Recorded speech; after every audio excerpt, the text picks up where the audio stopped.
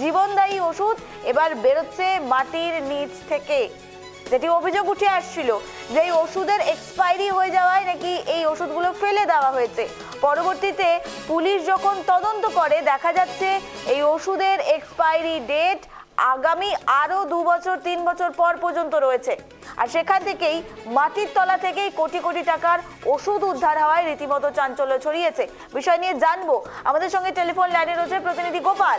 গোপাল, জীবনদায়ী ওষুধ মাটির তলা থেকে বেরোচ্ছে, ভাবলেই অবাক লাগে। কি আপডেট মিলছে এই ঘটনায়?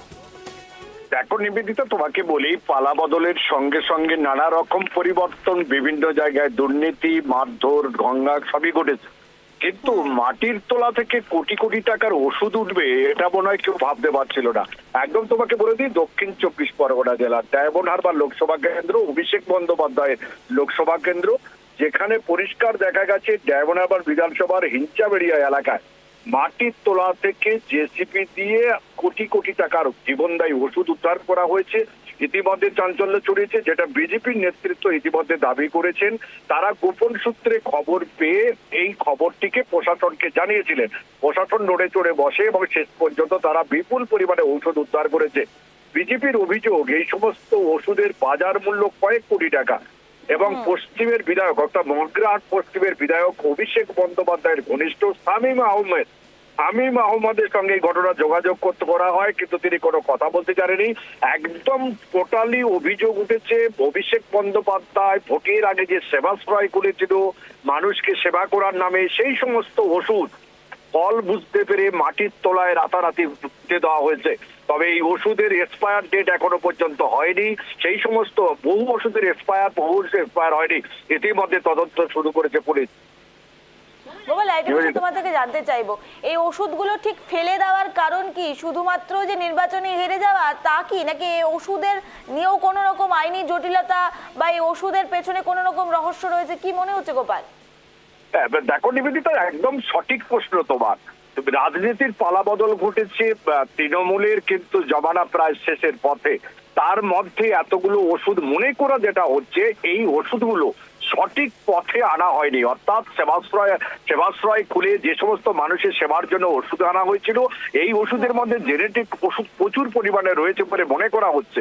তাই ওষুধগুলোকে রাতারাতি মাটির তলায় পুঁতে দেওয়া হয়েছিল এবং তৃণমূলের শামীম আহমেদ, যিনি বিধায়ক হয়েছেন, এবারে মগরাহাট পশ্চিমে জিতেছেন, তার নেতৃত্বে করা হয়েছে বলে বিজেপি দাবি করেছে। যাই করুক না কেন, পুলিশ ইতিমধ্যে তদন্ত শুরু করেছে। নিবেদিতা, বেশ, ধন্যবাদ গোপাল।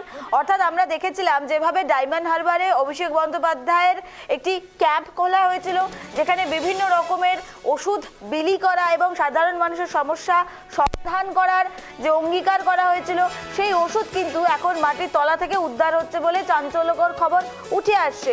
মাটির তলা থেকে কোটি কোটি টাকার ওষুধ, জীবনদায়ী ওষুধ মানুষের হাতে পৌঁছানোর বদলে এবার মাটির তলায় চাপা পড়ে যাচ্ছে। আর এই ঘটনায় রীতিমতো তদন্ত শুরু করেছে পুলিশ। ঠিক কি কারণে এই ওষুধগুলো ফেলে দেওয়া হয়, বিজেপি নেতৃত্বরাও এই বিষয়টি তদন্তের, তারাও চাইছে যে দ্রুত এই বিষয়ে যাতে তদন্ত হয়।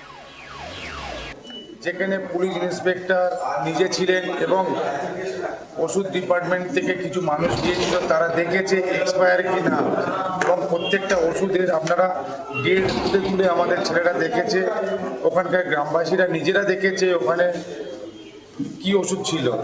কমসে কম 1 থেকে 2 বছর পর্যন্ত যেসব ওষুধের এক্সপায়ারি ডেট আছে সেই রকম ওষুধের দেখা গেছে।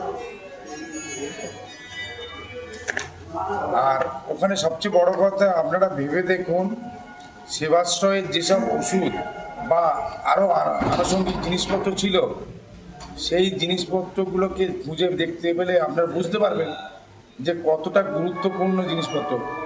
জেসিবি থেকে মালগুলো তোলা হচ্ছে, আর যদি এক্সপায়ারি ওষুধই হতো তা ওদের ভয়েতে মাটিতে নেই যে মানুষ হারতে পারে, দল হারতে পারে।